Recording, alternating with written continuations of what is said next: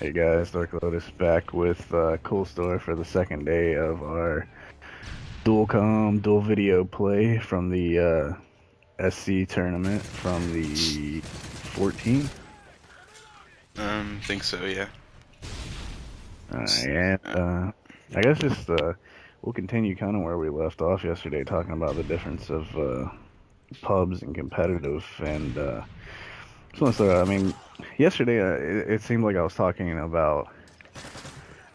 Well, I mean, I know I mentioned teams, but it also seemed like I was talking about as individuals. But the main thing I was trying to touch base on is just, it's kind of just the whole general concept. I mean, the rules, the setup, it's 4v4 instead of 6v6 in most cases. Um, you don't have kill streaks, you don't have equipment.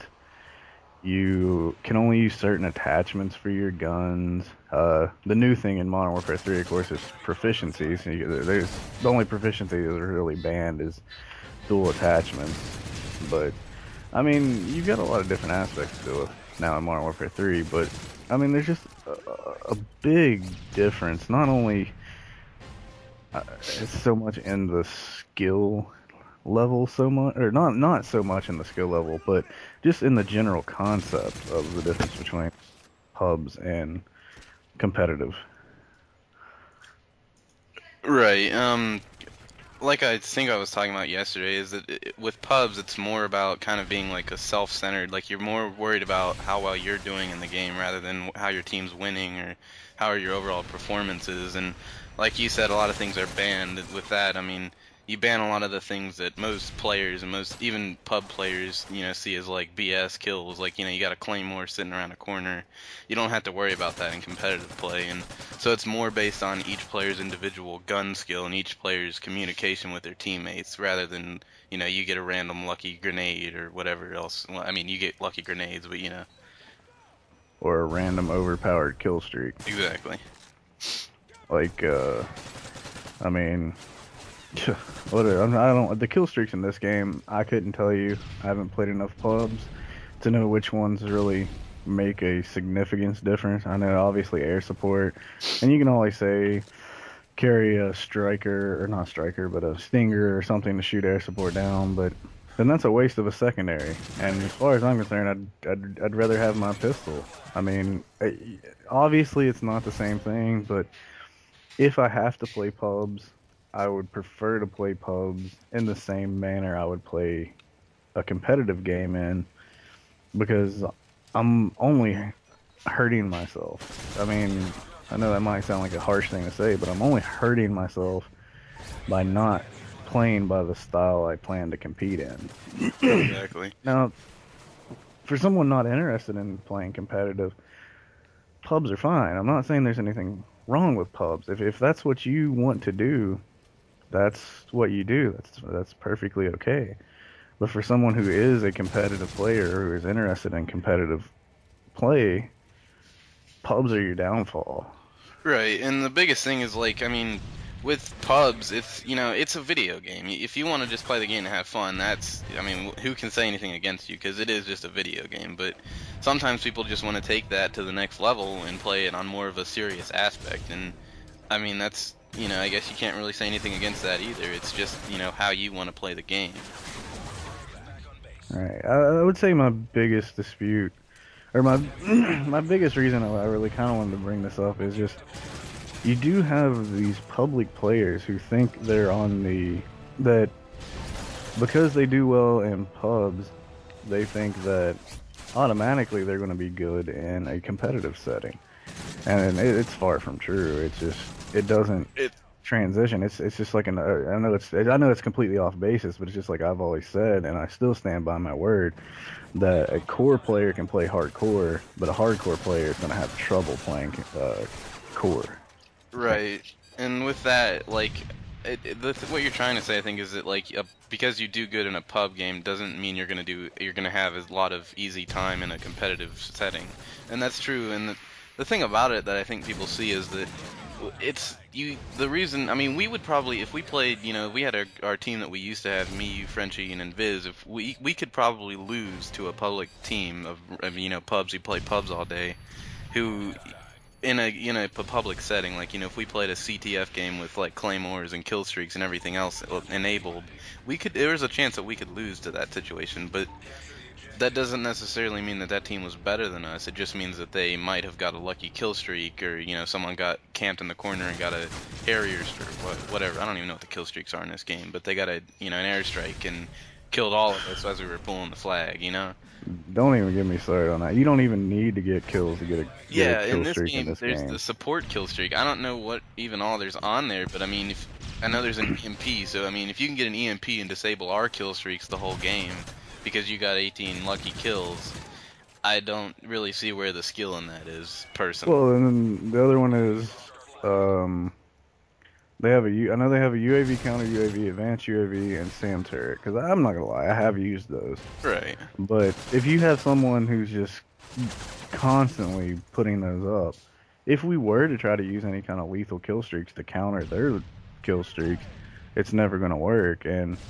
But yeah, I mean the point is try coming into our world and playing without kill streaks and playing without claymores and playing without bouncing betties and all that stuff, and it's not, I mean, I'm sorry, but it's not going to be the same. And I'm not, and once again, like you said, I'm not saying that we have an easy time playing public matches. I Right. mean, I don't. Right.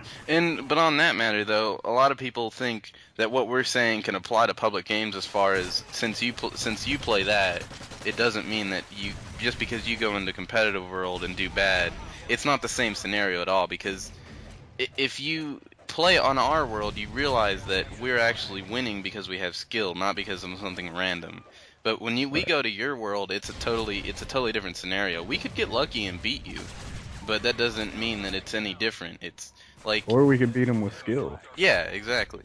And I'm not saying there's not pub teams out there that can't beat us with skill, but the amount of pub teams that can beat us with skill compared to the amount of pub teams that can beat a team of competitive players with luck is a significant difference. Yeah, right.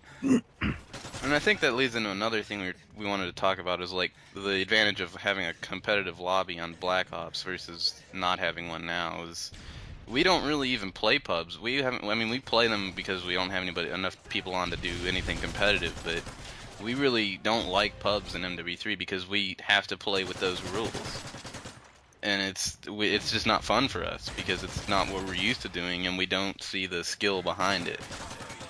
Right. Right. It's became a hassle, to say the least, I guess, because of the sheer fact of, I guess the going to the sheer factor of almost just the support kill streak, the fact that people camp to get assault kill streaks, people camp to get support kill streaks, and you don't even have to get kills to get the kill streaks. Yeah. I actually don't have a problem with the specialist kill streak, but I mean, I don't want to get on. I'm back on the pubs and stuff, but yeah, I mean, a competitive lobby could only benefit a competitive player. Sure, there were some things that were different. You couldn't play the second side of Dom. Capture the flag was based on rounds and not total captures. I mean, there were some flaws to the competitive lobby. There were certain things they just couldn't add to the game. Yeah, and even so, though, I mean, it could never be completely up to par with playing like a private competitive setting with other teams, but still, I mean, it was as close as they could make the game without completely redoing the game almost. But like, it was at least something. It was better than actually going into a pub and playing with kill streaks and claymores and whatever else. Right. And I think that's where some people take what I say about how I can never stand. Which, I mean, I still like Black. That's just another reason why I like Black Ops better. And maybe if Modern Warfare 3 adds a public lobby or a public playlist for competitive settings, my mind may be changed. I may be swayed, and I might actually like Modern Warfare 3. Right. But the point is it's such a bad thing that sometimes, and call it bad on our part, but sometimes in order for us to get a full scrim, sometimes we're sitting in a lobby waiting for either a team scrim or enough people to do a pickup scrim for, you know, an hour, sometimes an hour and a half before we can have enough people. And it's kind of discouraging and it's boring and it almost makes you not want to play. Yeah. But I guess this time, instead of us getting cut off, let's go ahead and we'll end the video. And actually, we'll try to find some gameplay, and we're gonna do a third one of these, I think. So like, subscribe, favorite, come back and see more.